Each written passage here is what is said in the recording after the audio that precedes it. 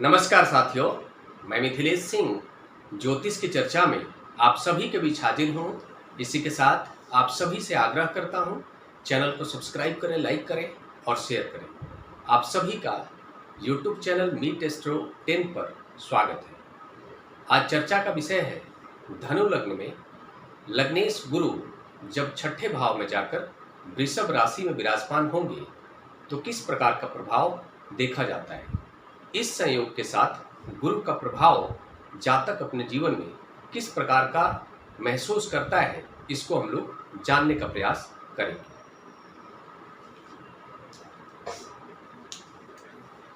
बात हो रही है धनु लग्न की।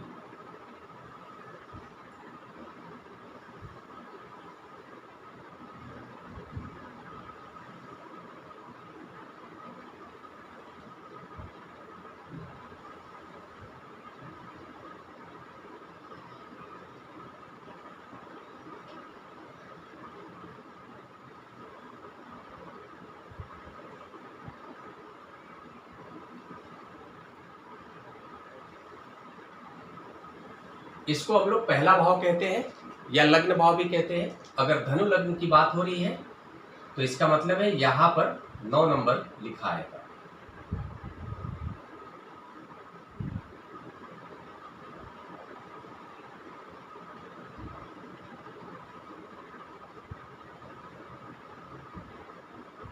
इस लग्न चार्ट में लग्नेश गुरु है एवं चतुर्थेश गुरु है। लग्नेश एवं चतुर्थेश गुरु इस लग्न चार्ट के अकॉर्डिंग छठे भाव में जहां पर 2 नंबर राशि बन रही है यहां पर विराजमान है।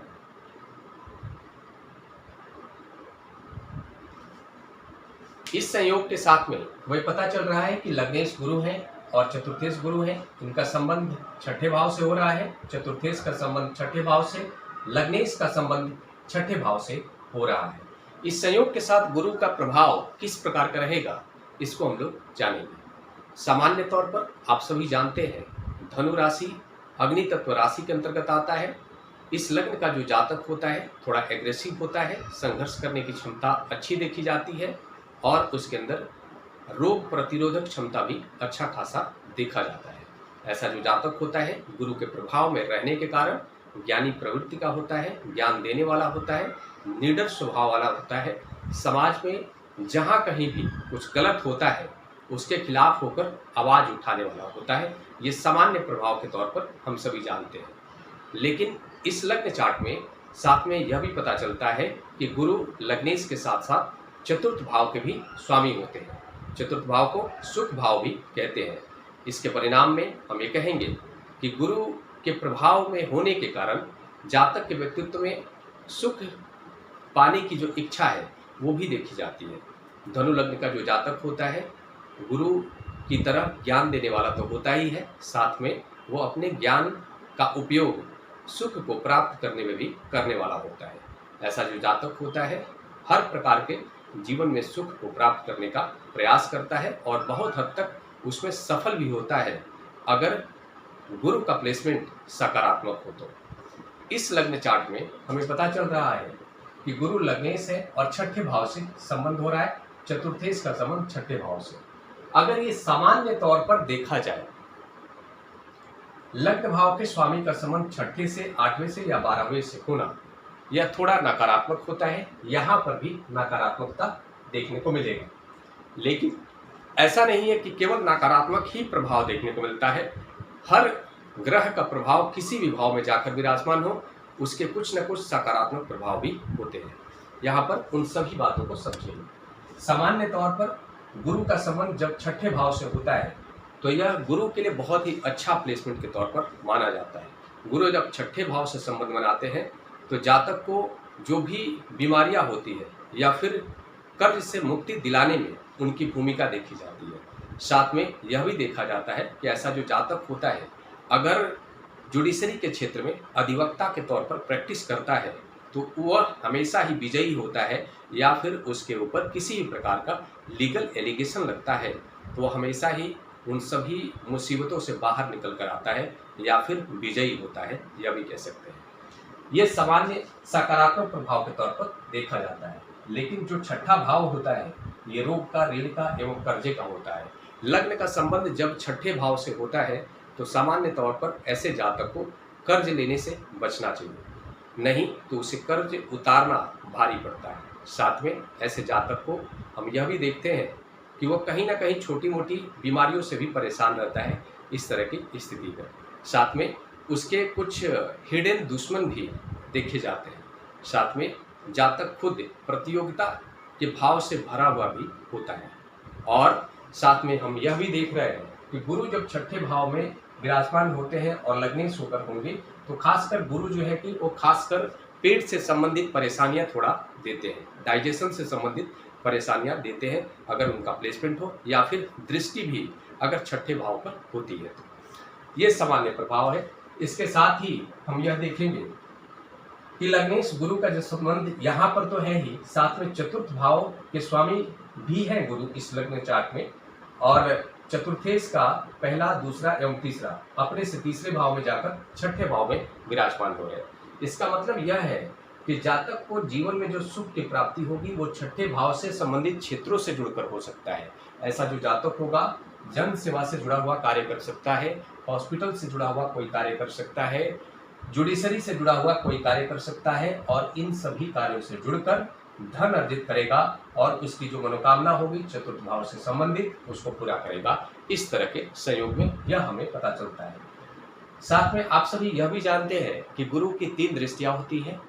पहली जहां पर गुरु विराजमान होते हैं वहां से 5वें भाव को, और दूसरी उनके 7वें भाव को, और तीसरी उनकी 9वें भाव को। तो जब गुरु यहाँ पर विराजमान होंगे तो पहली, दूसरी, तीसरी, चौथी एवं 5वीं गुरु की पहली जो दृष्टि होगी कर्म भाव पर होगी, दूसरी दृष्टि द्वादश भाव पर, और तीसरी दृष्टि धन भाव पर होगी। पहली दृष्टि का प्रभाव इस प्रकार का होगा कि इस लग्न चार्ट में चतुर्थ भाव के स्वामी ग्रह भी गुरु हैं, और चतुर्थ भाव के स्वामी ग्रह भी गुरु हैं, और कर्म भाव पर गुरु का जब दृष्टि प्रभाव होगा तो हम ये कहेंगे कि ऐसा जो जातक होगा जो भी कार्य करेगा उसको गुरु का आशीर्वाद प्राप्त होगा, और साथ में उससे वो धन अर्जित करेगा, और चतुर्थ भाव से संबंधित जो उसकी मनोकामना है पूर्ण होंगी, यह भी कहेंगे। साथ में ऐसे जातक को हम ये कहेंगे कि अगर वो व्यापार भी करता है, जैसे कि इस लग्न चार्ट में छठे भाव के स्वामी ग्रह, 10वें भाव के स्वामी ग्रह बुध है, कन्या राशि बन रही है 10वें भाव में, और बुध की राशि से गुरु का जब संबंध होगा तो ऐसे सामान्य तौर पर देखा जाए तो गुरु का बुध के साथ बहुत अच्छा संबंध नहीं है, सामान्य संबंध के रूप में हम लोग देखते हैं। तो जातक अगर व्यापार करेगा, ऐसा सामान्य तौर पर यह जो जातक होगा अगर बुध से जुड़ा हुआ कोई भी कार्य करता है, जैसे कि अगर मान लो वो बुध से जुड़ा हुआ कोई भी कार्य हो सकता है, जैसे कि अगर वो सिंगिंग का कार्य करता है, या फिर जो है कि सीए का कार्य करता है, या फिर पढ़ाने का कार्य करता है, या फिर जो है कि ऐसा जातक हम ये कहेंगे कि व्यापार करता है, तो इन सभी क्षेत्रों में गुरु का आशीर्वाद उसे प्राप्त होगा। हमें कहेंगे कि ऐसा जो जातक होगा पराक्रमी भी होगा, मतलब अपने कर्म भाव को लेकर के, मतलब कर्म को लेकर के डेडिकेटेड रहेगा। यहाँ पर लग्नेश भी गुरु है, और कर्म भाव से जब लग्नेश का संबंध होगा तो हम ये कहेंगे कि ऐसा जो जातक होगा अपने कर्म को लेकर के बहुत ही ईमानदार रहेगा, पराक्रमी रहेगा, कभी भी काम को लेकर के टाल मटोल नहीं करने वाला होगा, और यह उसके लिए बहुत ही फायदेमंद रहेगा। यह पहली दृष्टि का प्रभाव है। दूसरी दृष्टि का प्रभाव इस प्रकार का होगा कि गुरु जब द्वादश भाव में, जहाँ पर 8 नंबर राशि बन रही है, वृश्चिक राशि जिसके स्वामी ग्रह मंगल है, गुरु का जब यहाँ पर दृष्टि प्रभाव होगा तो पता चल रहा है कि लग्नेश का संबंध द्वादश भाव से, एवं चतुर्थ भाव के स्वामी ग्रह का भी संबंध द्वादश भाव से।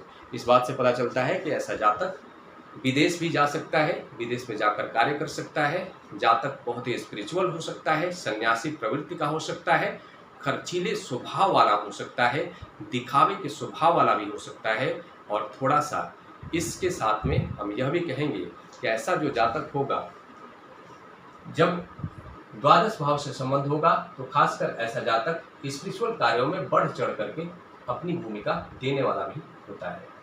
साथ में इसका संबंध जो है कि वो जेल भाव से भी होता है। गुरु का संबंध जेल भाव से होना, खासकर इस संयोग के साथ में हमें पता चलता है कि गुरु खासकर जब द्वादश भाव से संबंध बनाएंगे तो जातक को अगर कभी भी लीगल एलिगेशन भी लगेगा, ऐसी स्थिति बनेगी भी कि जेल जाना पड़ सकता है, तो गुरु बचा लेंगे, यह भी कह सकते हैं इस लग्न चार्ट में।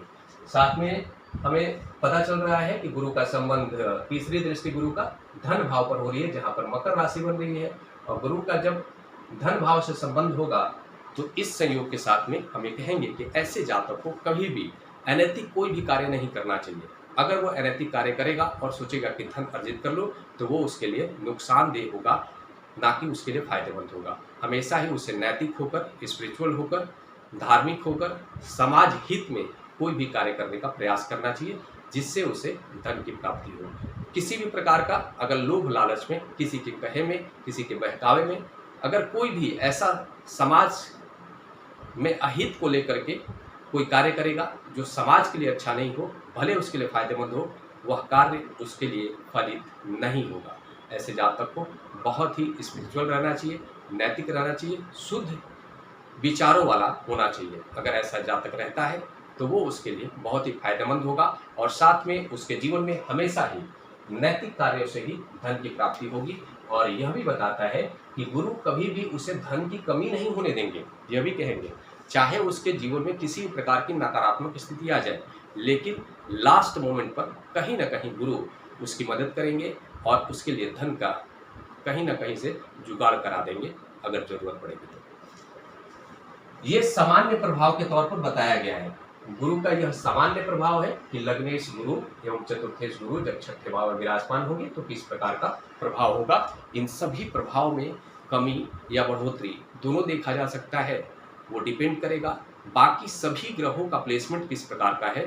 सभी ग्रह पूरे लग्न चार्ट में किस भाव के स्वामी ग्रह के साथ विराजमान है, किस भाव के स्वामी ग्रह से दृष्ट हो रहे हैं और कितने डिग्री पर हैं, किस नक्षत्र में है, यह सब कुछ देखना महत्वपूर्ण होगा। यह एक सामान्य प्रभाव के तौर पर आप सभी को बताया गया है। इसमें बदलाव हो सकता है सभी ग्रहों के प्लेसमेंट के आधार पर। इसी के साथ अगले विषय पर चर्चा के लिए आप सभी के बीच मिलूंगा। तब तक के लिए मेरा नमस्कार।